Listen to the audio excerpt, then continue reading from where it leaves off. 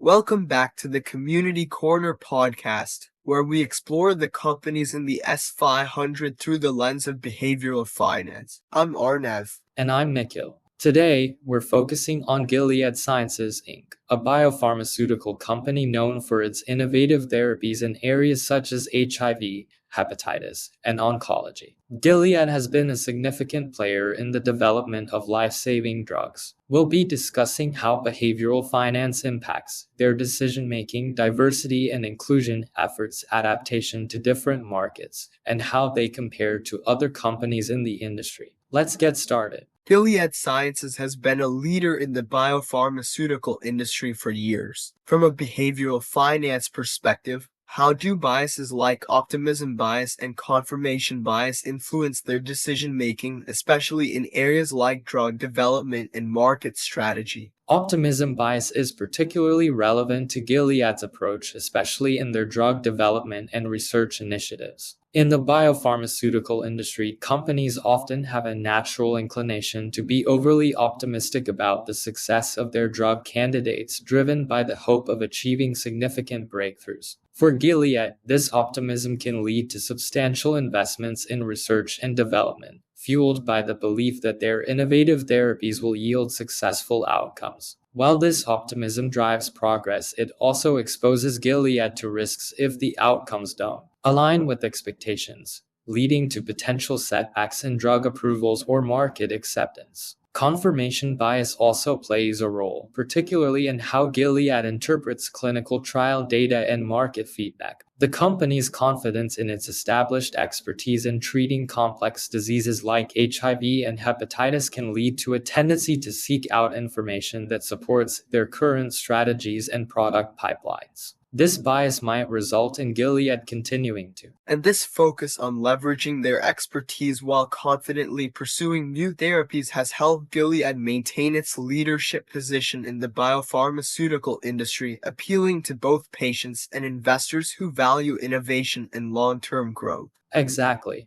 Gilead's strategic use of optimism bias in driving drug development and confirmation bias in reinforcing their market strategies appeals to investors looking for a company that balances innovation with deep expertise in specific therapeutic areas. However, this approach also means that Gilead must carefully manage the risks associated with drug development failures and changing market dynamics, particularly as the biopharmaceutical landscape continues to evolve with new competitors and technologies. Let's talk about diversity, equity, and inclusion at Gilead Sciences. As a major player in the biopharmaceutical industry, DEI is particularly important for Gilead. How does this intersect with behavioral finance? Gilead's approach to DEI is crucial, especially as the company operates in a global and highly specialized industry where diverse perspectives can drive better decision-making and innovation. From a behavioral finance perspective, strong DEI initiatives can enhance Gilead's ability to innovate by fostering a culture that values diversity and inclusion. A commitment to DEI allows Gilead to attract and retain top talent from various backgrounds,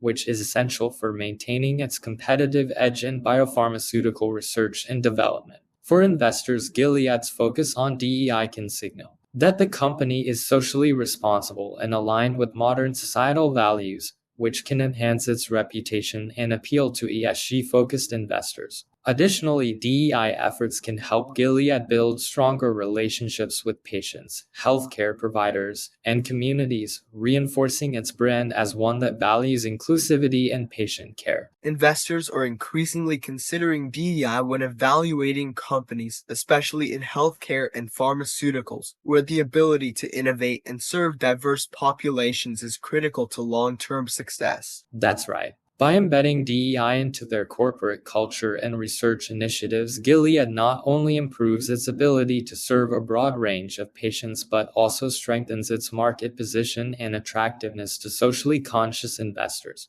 Moving on to global markets, Gilead operates in numerous countries, providing life-saving therapies to patients worldwide. How does the company adapt to different markets, and what role does behavioral finance play in this? Gilead's global strategy involves tailoring its therapies and healthcare solutions to meet the specific needs and regulatory requirements of different regions while maintaining its core focus on innovation and patient outcomes. From a behavioral finance perspective, this adaptability is crucial for managing the risks associated with operating in diverse markets. Gilead's ability to navigate complex international regulations, such as those related to drug approvals, pricing, and healthcare policies, allows it to maintain a strong global presence. The company's approach to understanding local market dynamics and adapting its strategies accordingly helps mitigate risks associated with regulatory changes, economic fluctuations, and cultural differences. By ensuring that its therapies are relevant and compliant in different regions, Gilead can continue to expand its market share and strengthen its global brand. And this adaptability is essential for Gilead, especially as they face competition from both local pharmaceutical companies and other global giants. Their ability to maintain their brand's relevance and leadership in different markets is key to their continued success. Exactly.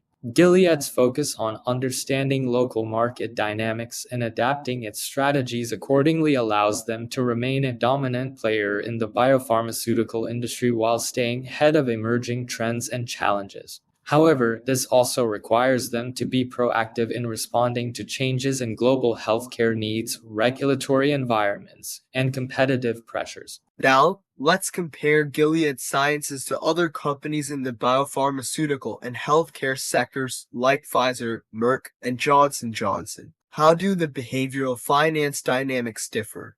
Gilead's dynamics are often compared to other biopharmaceutical giants like Pfizer, Merck, and Johnson & Johnson, particularly in their approach to drug development, market expansion, and competition. Gilead's strength lies in its focus on antiviral therapies and oncology, appealing to investors looking for a company that prioritizes innovation in high-impact areas. Pfizer, with its broad portfolio across multiple therapeutic areas, appeals to investors interested in a company that balances diversification with scale. Merck, known for its leadership in immuno-oncology, attracts those looking at cancer treatment.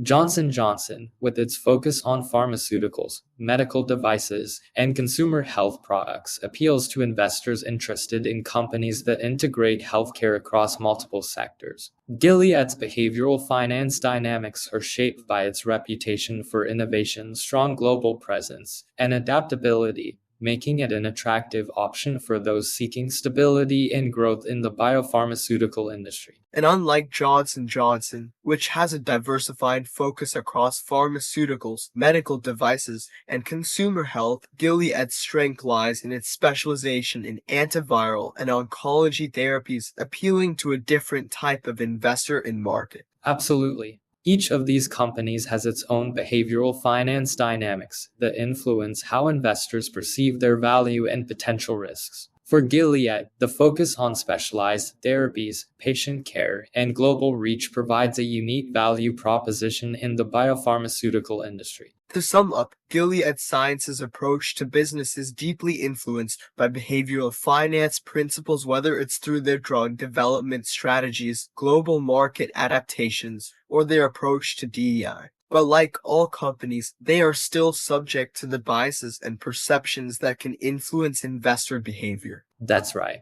Understanding these dynamics provides a clearer picture of what drives Gilead's stock price and where the potential risks and rewards lie. Thanks for joining us on this episode of the Community Corner podcast. Until next time, I'm Arnav. And I'm Nikhil. Stay curious and keep questioning the narratives.